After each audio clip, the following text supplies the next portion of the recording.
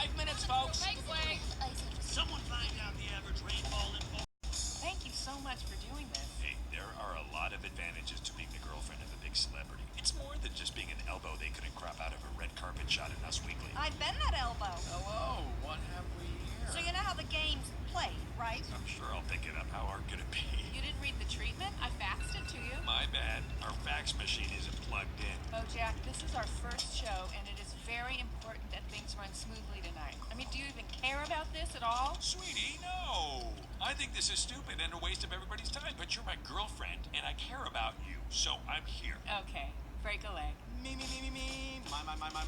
Wow, wow, wow, wow, wow. Good boy. Good boy. Okay, this is it, everybody. Moment of truth. Now it's in the hands of God, and for the next 30 minutes, I am that God.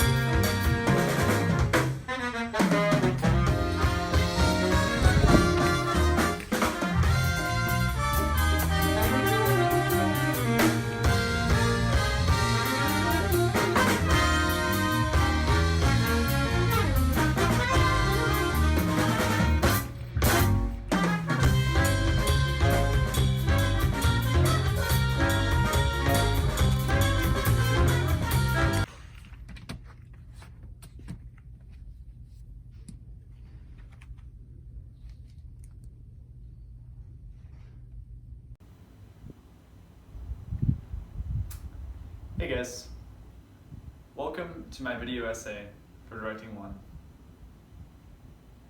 with Cynthia White. So, I've got Julie Taymor here.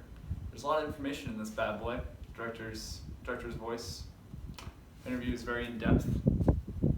But guess what? You don't need any of that. That's what I'm here for. I'm here to give you that information. Alright, so Julie. Pretty cool gal. At a very young age, she was really into theater. You know, even as a little tyke. Everyone was like, wow, Julie, you're really into theater. And she was like, I know, give me more things to do. And so she started acting and directing and designing. And it's kind of like how she got her start. That's one of those, like, things. I'm not a good artist. Stop judging me. So at that point, she went to the Boston Conservatory Theater, and she studied there for a really long time. So one thing we're going to notice about Julie is that she wasn't exactly scraping the bottom of the barrel. She was very affluent and had a lot of money to do these things. So she was able to study theater, which is great and cool. But yeah, a lot of her inspiration comes from her time overseas.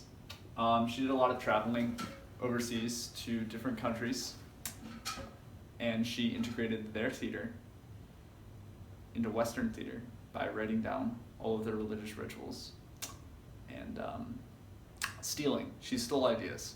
She stole ideas from other cultures and then passed them off as her own.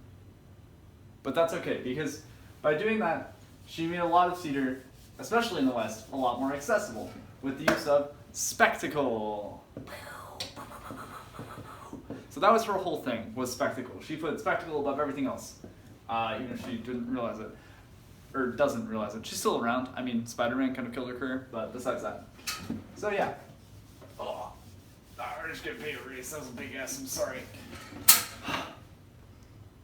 So, her whole concept was the ideograph. What the ideograph is one image, a picture, if you will, of what the play's concept is about. It's like a core action, but a picture, I think. I don't know what a core action is. Help.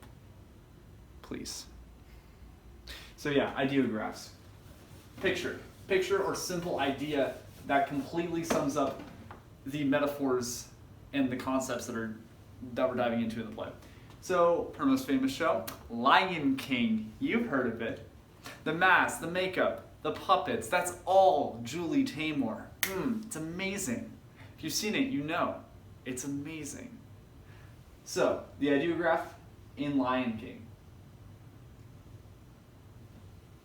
Circles. Like the circle of life. The opening song. So, the gazelles in Circle of Life, they run in circles. And then guess what? The set comes out of the stage in a circle. And then also all the masks have circles all over them. All the choreography deals with circles. Why? Because the Lion King, especially the Circle of Life, wants to talk about unity and oneness. And guess what? Those are also major factors in spiritual religions that you know of because she spent a lot of time in the Far East. So she uses these concepts of religion and ritual to create a unique type of theater that isn't exactly driven by Western ideas. It's very cool. And I highly recommend you check out some of her lesser known works, like The Magic Flute and Titus Andronicus and Oedipus. Thank you so much for coming to my TED Talk. So Julie Taymor, what do we know? She uses ideographs.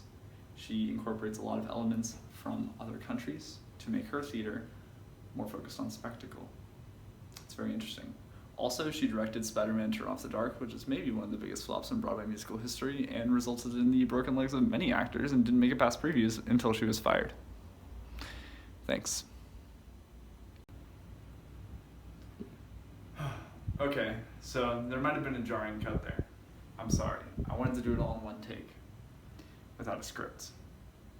But I forgot. No script. Well, that's not. Those are the papers. But I have a question. So, we talked about how Julie went overseas and took a lot of ideas from, other cultures and kind of melded them into this melting pot of what she takes as her directing style in her theater. But my question is it a little bit problematic that a white affluent woman just went to a bunch of third world countries, and kind of took their ideas of religion and ritual and are starting to use them in Western theater? Is that a little bit late stage capitalist? She's gentrifying to make money. We've all seen it before. Even if it comes from a good place, is it a little bit problematic? That's my question to you. Let me know in the comments below. Thanks.